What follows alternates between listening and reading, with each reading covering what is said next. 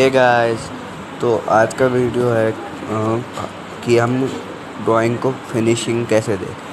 तो आपको आखिरी में जब ड्राइंग बन जाए तब आपको वो देखना है कहाँ पे ब्लेंडिंग नहीं हुई है, वहाँ पे आपको पहले ब्लेंड करना है और एकदम ढंग से ब्लेंड करना है जिससे एकदम स्मूथ इफेक्ट आए, आपको स्किन टोन आए। और जब हेयर से तो हेयर जैसा लगना चाहिए, वो एकदम ऐसा कि जैसे आप असली हेयर होता है ना वैसा लगना चाहिए, एकदम वैसा इफ़ेक्ट आना चाहिए। और एकदम स्मूथ स्किन टोन के लिए आपको ब्लेंडिंग स्टम्प या फिर टिश्यू पेपर यूज़ करना चाहिए। वैसे सारे ही ब्लेंडिंग टूल से स्मूथ इफ़ेक्ट आ जाता है, पर हेयर के लिए यूजुअली हम ब्रश यूज़ करते हैं, फ्लैट ब्रश नंबर 5 का यूज़ करते हैं। उससे बड़ा छोटा हो जाता है तो फिर प्रॉब्लम हो जाती है। A4 के लिए नंबर 5 का यूज़ करना चाहिए। और नोज़ के आसपास की जो ब्लेंडिंग होती है ना, वो सबसे ज़्यादा इम्पोर्टेंट होती है वो, क्योंकि जैसे हम फर्स्ट साइट में देखते हैं तो ड्राइंग की नोज़ और आइज़ पे नज़र आती है, तो वो सबसे ज़्यादा बढ़िया बननी चाहिए, और लिप्स में भी। और जब हम ब्लेंडिंग करते हैं या फिर शेडिंग भी करते हैं तो हमें एक बटर पेपर यूज़ कर लेना चाहिए, क्योंकि उसके ऊपर हाथ रख के ब्लेंडिंग या शेडिंग करनी चाहिए। क्योंकि जब हम उसके ऊपर हाथ रख के करते हैं तो उससे जो जैसे हम अपना हाथ रख के करते हैं तो उससे क्या होता है कि जो ग्रेफाइट होती है ना, वो पन्ने पे मतलब पेज पे फैल जाती है, उससे फिर वो ड्राइंग बिगड़ जाती है। इसलिए हमको बटर पेपर यूज़ करना चाहिए, टिश्यू पेपर यूज़ नहीं करना चाहिए, क्योंकि टिश्यू पेपर एक ब्लेंडिंग टूल है, उससे ब्लेंड हो जाता है, उससे अपने हाथ से भी ज़्यादा ब्लेंड होएगा। तो हमें इसलिए बटर पेपर यूज़ करना चाहिए, उससे कम ब्लेंड होता है वो।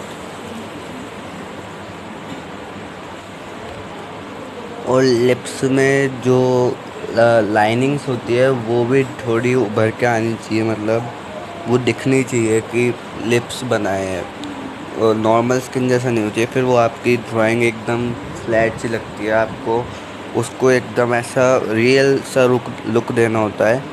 और स्किन टोन के लिए स्किन एकदम स्मूथ बननी चाहिए, और जहाँ पे डार्क है वहाँ पे ही डार्क होना चाहिए, दूसरी जगह वाइट है तो वाइट ही होना चाहिए। और जो हेयर होता है उनमें भी ऐसा ही है। जैसे इस ड्राइंग में शाइनी हेयर है तो उसके लिए मैंने ऐसा इफ़ेक्ट दिया है, वरना इसके पूरे हेयर तो ब्लैक ही थे। शाइनी इफ़ेक्ट के लिए सिर्फ मैंने वाइट जगह छोड़ी थी।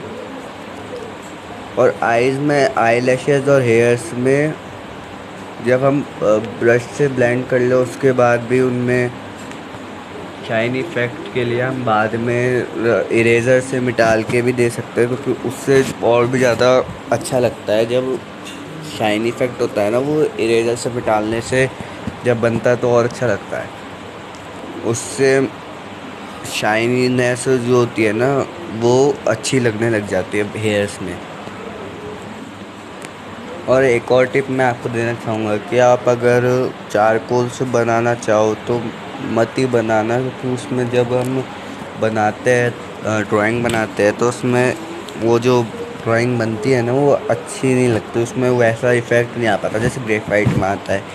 तो चारकोल से नहीं बनानी चाहिए। चारकोल अगर आप बहुत प्रैक्टिस करोगे तब भी आप उससे अच्छी बना पाओगे, वरना उससे मेटालिक इफ़ेक्ट और वो जो इफ़ेक्ट आता है ना पोर्ट्रेट का, वो नहीं आ पाता, बहुत मुश्किल से आता है।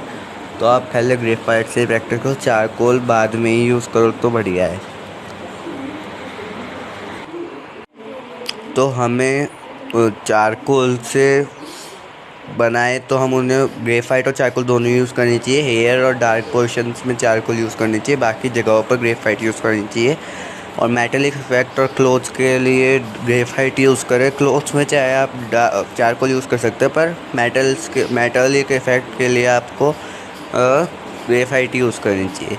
और हेयर में जब हम ब्लेंड करें तो उसके डायरेक्शन में ही ब्लेंड करना चाहिए, जिससे है ना वो ब्लेंडिंग टेढ़ी मेढ़ी नहीं होती है। हेयर के डायरेक्शन में ही ब्लेंड करते हैं तो उसमें ब्लेंडिंग स्मूथ होती है। और बस आप इतना ही करें, और आखिरी में जो कॉर्नर लाइंस होते हैं उनको मिटा देना चाहिए, उससे ड्राइंग और सुंदर लगती है। Thanks for watching and do subscribe our channel and follow us on Instagram.